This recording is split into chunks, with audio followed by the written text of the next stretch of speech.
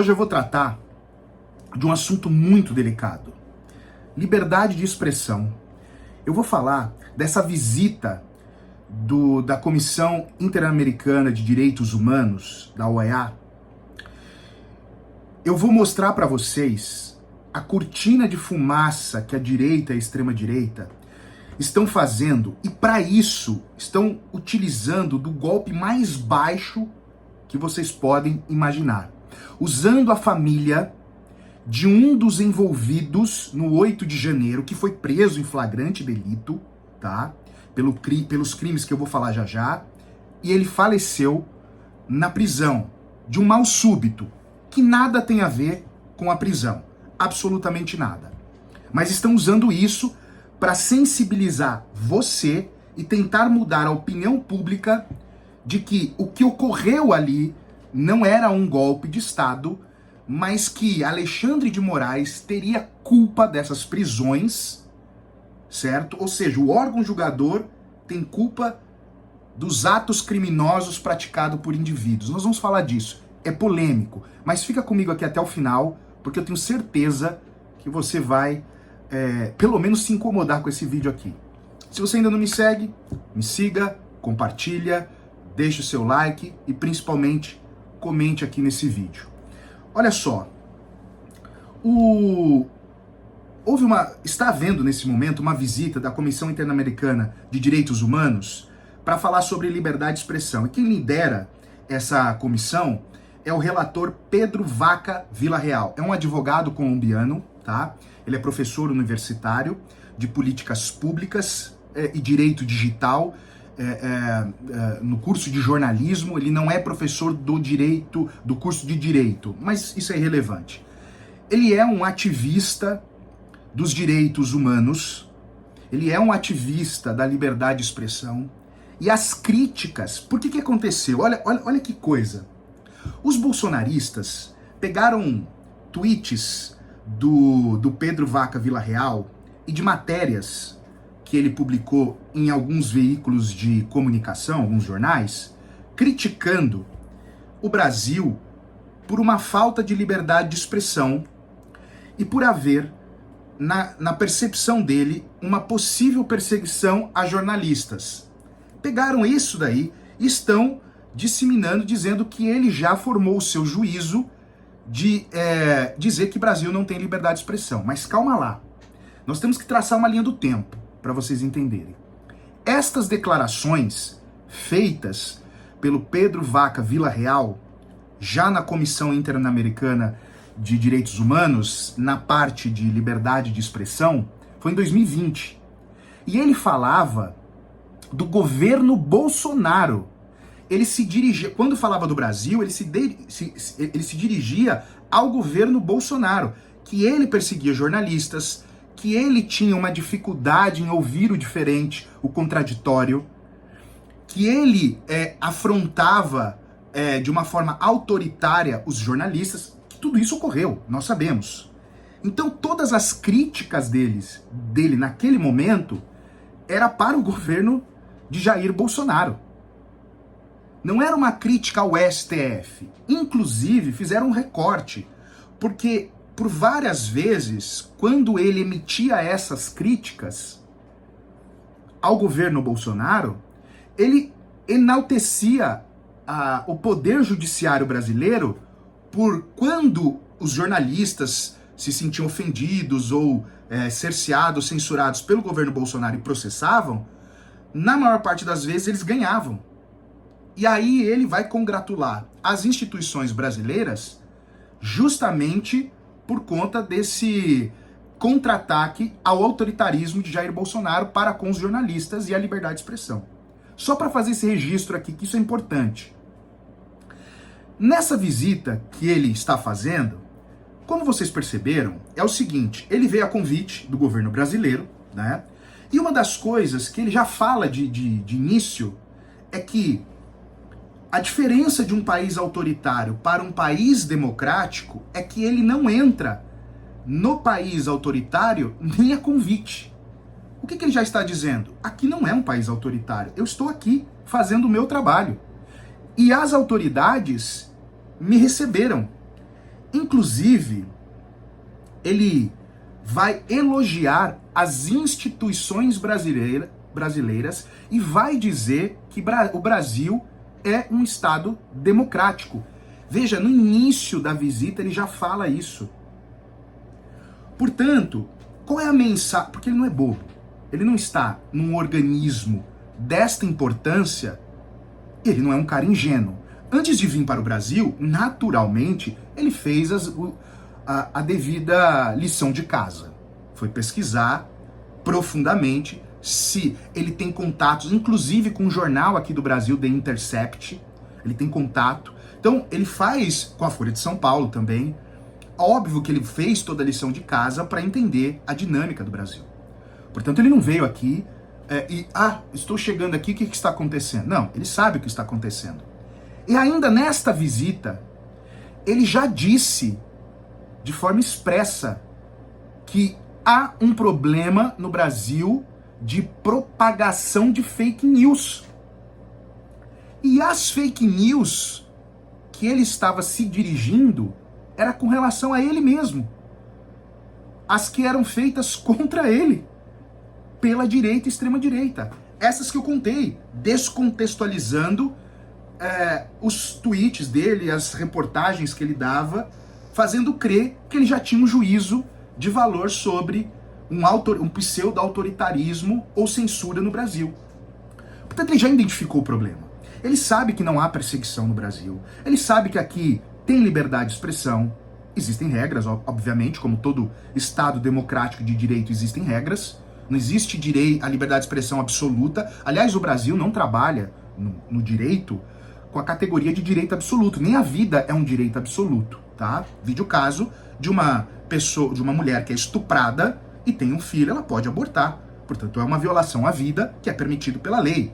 A legítima defesa, se alguém vem para te matar, você com uma arma de fogo dá um tiro, você comete homicídio. Em legítima defesa, portanto, o direito à vida, como vocês podem ver, ele não é absoluto. Bom, percebam então que essa narrativa... Mas, gente, tudo isso é uma cortina de fumaça. E por que é uma cortina de fumaça? Se vocês pegarem, agora prestem muita atenção nisso. Isso é muito importante, essa linha que eu vou traçar com vocês. Se vocês pegarem o relatório da Polícia Federal, que já indiciou ali quase 40 pessoas. Não são 40 pessoas que estavam no 8 de janeiro ali, mas que idealizaram, né, que participaram da construção da tentativa de golpe. Lá, a Polícia Federal estruturou o que essas 37 pessoas faziam, ou fizeram, melhor dizendo, dentro da estrutura da tentativa de golpe. Com a minuta de golpe, achada dentro da casa de um deputado federal, Alexandre Ramagem, com as interceptações telefônicas de mensagens entre generais sendo trocadas, em militares do exército, dando conta de que havia sim em curso uma tentativa de golpe, inclusive uma tentativa de assassinato do presidente da República atual, Lula, o vice-presidente Geraldo Alckmin e do próprio Alexandre de Moraes. Então tudo isso está documentado no relatório da Polícia Federal com fartas provas. Isso é inconteste. Qual é o problema? Por que os parlamentares, que eles vão alimentando esses influenciadores, que são grandes, de extrema direita, para ficar jogando um monte de cortina de fumaça na internet, em tweets, vídeos, lá no Instagram, enfim. Porque a investigação, ela não acabou a investigação, tá? A Polícia Federal fez um primeiro relatório. Não acabou a investigação. Veja, está chegando nos parlamentares que estão por detrás da tentativa de golpe. Porque enquanto estava naqueles indivíduos que depredaram os três poderes, para os parlamentares era só aquele discurso de anistia. Mas aquele discurso que nem projeto tinha virado. Lembremos, nem projeto tinha virado ainda. Projeto de lei. Só foi virar projeto de lei quando a investigação começou a avançar e começou a pegar os idealizadores do golpe. E agora eles estão começando a ficar desesperados porque está chegando no Bolsonaro e nos parlamentares, que têm mandato. E aqui que mora o drama deles. E por que aquelas pessoas do 8 de janeiro, porque a ideia deles é de que não havia uma estrutura. Cara, é surreal falar que não havia estrutura. Eles estavam lá desde novembro. A tentativa de golpe foi acontecer, a depredação, em janeiro. Eles ficaram lá mais de 2 meses, comendo, dormindo e fazendo as suas higienes com banho. Foi montado cozinhas industriais. Foram montados lugares bem estruturados para dormir. Não eram barraquinhas mal feitas. Vou chamar aqui de barraca de camping, são caríssimas aquelas que estavam lá. Estrutura para banho. Para banho. Tinha muita água. Vocês pensaram que, de onde vinha a água? Então tinha uma estrutura muito bem feita. E essas estruturas são caras. Vocês acham que aqueles trabalhadores, e muitos deles ali desempregados, eles teriam condições de pagar isso? E vou mais, e vou além. Não é só isso, comer, beber, dormir. Roupa, lavavam roupas, tomavam remédios. Quem pagava por tudo isso? Eles não trabalhavam. Essas pessoas não têm reservas no banco para fazer esse tipo de loucura. Vocês começam a entender que se você for destrinchar o que acontecia lá, vocês vão perceber que precisava de muito dinheiro. Então eles estão dizendo, não, mas não havia articulação financeira. Claro que havia. Inclusive o Cid, o tenente-coronel Cid, ele fala em uma dos seus depoimentos que uma pessoa do agro doou 100 mil reais. 100 mil. Então havia sim uma articulação. E esse cara fez por quê? E a mando de quem? Ou a pedido de quem? Do nada, ele chegou lá, ele ligou lá pro general, que recebeu o dinheiro, que era o Braga Neto. Braga Neto, eu tô com 100 mil aqui, tô querendo dar pra vocês aí, pra vocês tentarem um golpe.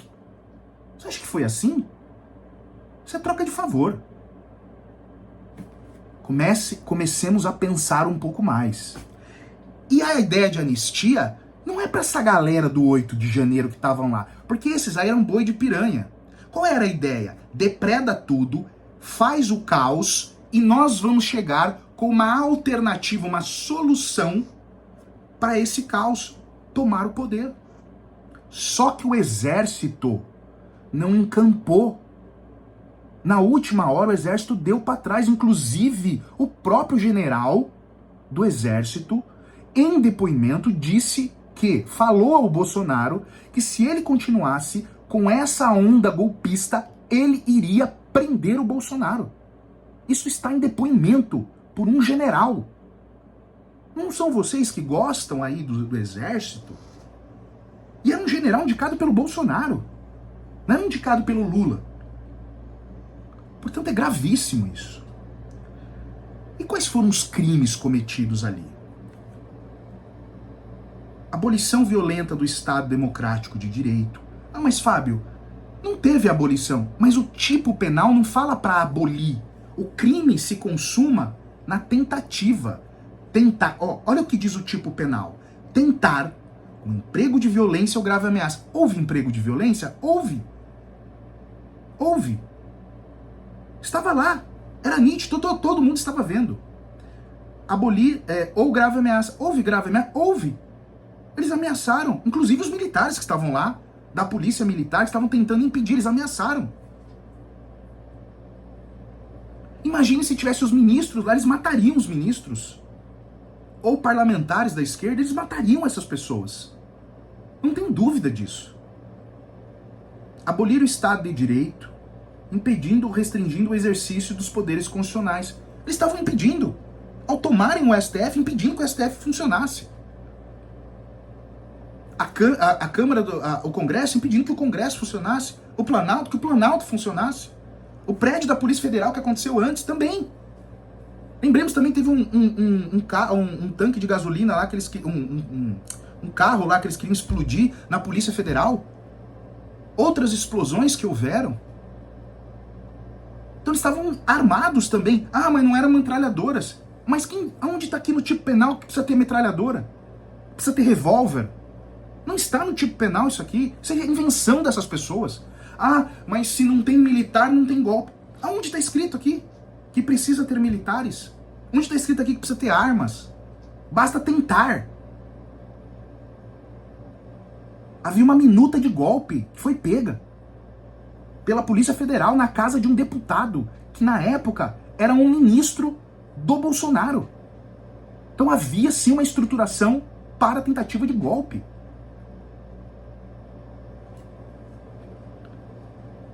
Golpe de Estado, artigo 359A. Tentar depor, por meio de violência ou grave ameaça, o governo legitimamente constituído. Esse era o intuito deles. Eles não queriam que o Lula tomasse posse. Isso foi discutido em reunião do Bolsonaro que foi divulgado. Quando o general Heleno diz: precisamos virar a mesa antes da posse, porque depois vai ser tarde demais. Ele diz isso expressamente. Qual a dificuldade da gente entender isso como uma tentativa de golpe? Então houve sim.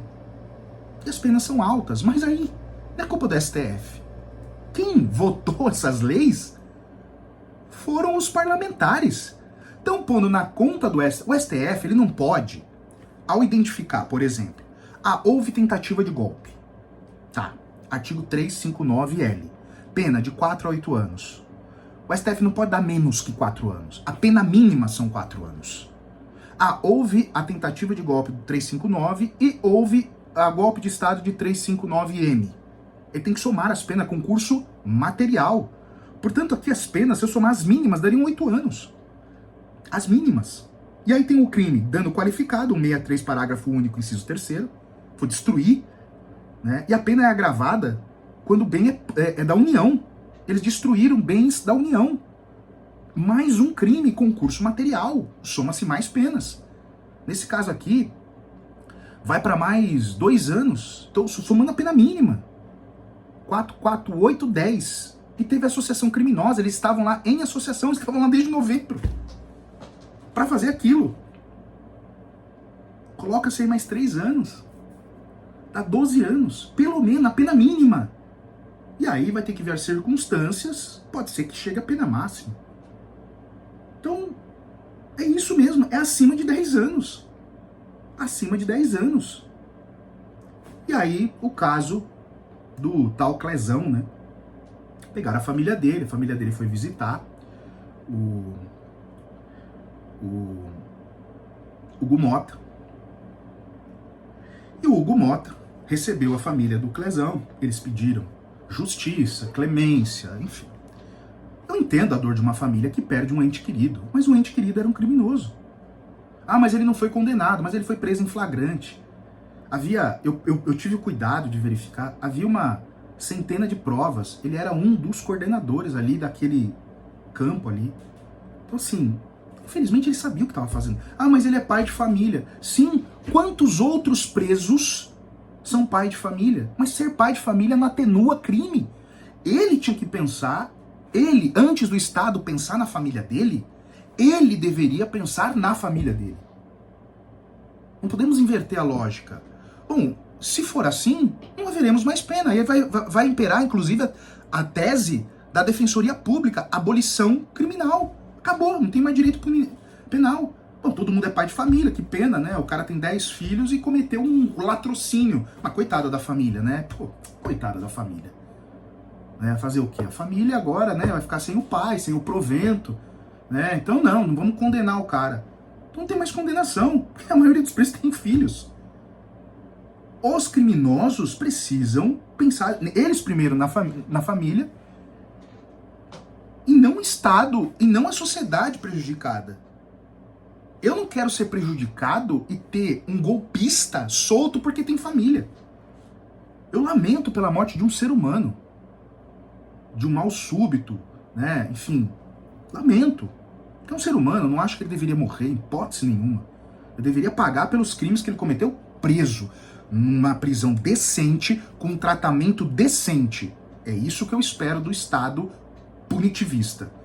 Algo decente. O que não há no Brasil. Agora, eu pergunto, quantas pessoas o Hugo Mota ou algum parlamentar da extrema-direita bolsonarista recebeu nos últimos anos de presos pretos pobres que cometeram crimes e têm família? Quantos eles receberam? As famílias dessas pessoas? Nunca, né? Parece meio seletivo isso, não? Quantas vezes eles pediram anistia para muitos desses presos que estão injustamente presos? Ou presos sem julgamento, como era o caso do Clezão, que nem estava tanto tempo preso sem julgamento. Ele ficou pouco tempo, porque ele faleceu logo depois. Até porque, um pouco depois dele ter falecido, outros já foram condenados. Nem teve morosidade nos processos do 8 de janeiro. E muitos que estão, estou falando por conhecimento de causa, estão aí há 2, 3, 4, 5 anos presos sem julgamento.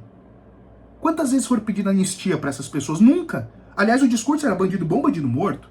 Bandido tem que ficar preso mesmo. Mas o cara foi condenado, dane-se. E vocês aí dos direitos humanos que se ferrem. É um pouco de hipocrisia, não? Mas eu sei, eles estão usando essa família, pobre dessa família, estão usando essa família para fazer palco político, para que não chegue neles os verdadeiros articuladores da tentativa de golpe. Bom, o vídeo já ficou muito longo, espero ter esclarecido muitas das dúvidas. Só comentar aqui, me seguir e ficamos até aqui. Obrigado, até mais.